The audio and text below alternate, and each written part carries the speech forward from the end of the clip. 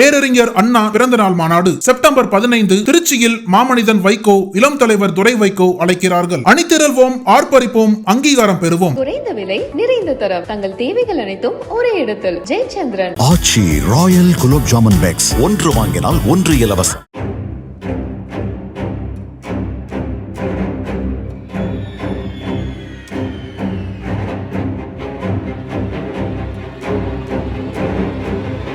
பீகார் மாநிலத்தில் முதலமைச்சர் நிதிஷ்குமார் தலைமையிலான பாஜக கூட்டணி ஆட்சி நடைபெற்று வருகிறது.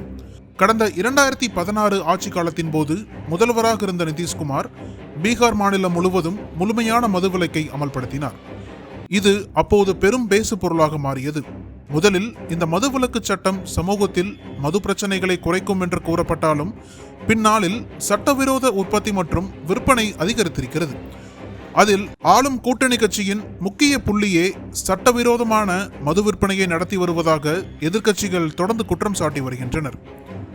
இந்நிலையில் பீகார் மாநிலம் ஜமுய் மாவட்டத்தின் கடுவதரி கிராமத்தில் சட்டவிரோதமாக மதுபான விற்பனை நடைபெறுவதாக பர்கத் காவல் நிலைய போலீசாருக்கு ரகசிய தகவல் கிடைத்தது. தகவலின் பேரில் உதவி ஆய்வாளர்கள் சுபம் ஜா மற்றும் உர்மிளா குமாரி தலைமையிலான 8 போலீஸ்காரர்கள் அடங்கிய குழு துப்பாக்கி மற்றும் லத்தியுடன் கிராமத்திற்கு விரைந்து சென்றது. போலீசாரை கண்டவுடன் சட்டவிரோதமாக சாராயம் இருக்கும் கும்பல் கத்தி கூச்சலிட்டது. உடனே சத்தம் கேட்டு நாலாபுறம் இருந்தும் ஓடி வந்த கிராம மக்கள் போலீசாரை சுற்றி வளைத்தனர். பெண்கள், சிறுவர்கள் உட்பட பலர் கம்பு, கற்கள், துடைப்பம் உள்ளிட்டவற்றால் சோதனை நடத்த வந்த போலீசாரை சரமாரியாக தாக்கினர்.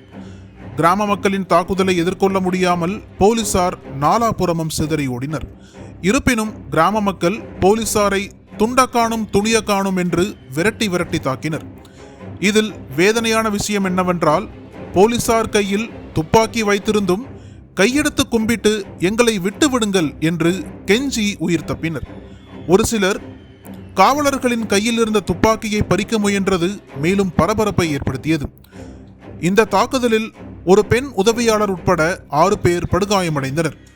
தப்பித்தோம் பிழைத்தோம் என்று 8 பேர் கொண்ட போலீஸ் குழு அங்கிருந்து உயிரை கையில் பிடித்துக் கொண்டு தப்பியிருக்கிறது. படுகாயமடைந்த போலீசார் மருத்துவமனையில் சிகிச்சை பெற்று வருகின்றனர்.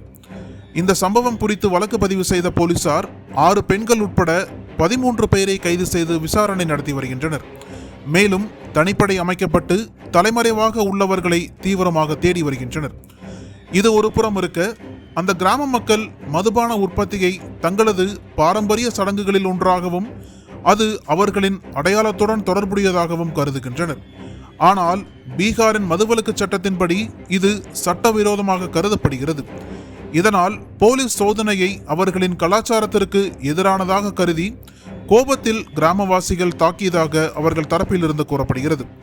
மேலும் கைது செய்யப்பட்டவர்களை விடுவிக்க வேண்டும் என்று கிராம மக்கள் கோரிக்கை வைத்துள்ளனர்.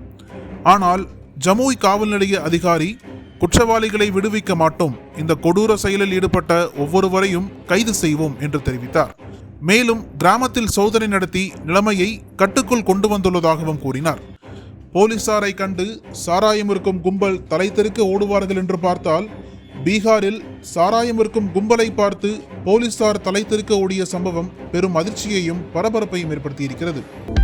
அனல் பறக்கும் செய்திகளை அப்டேட் செய்து கொள்ள நக்கீரன் களத்தை இப்பவே சப்ஸ்கிரைப் பண்ணுங்க.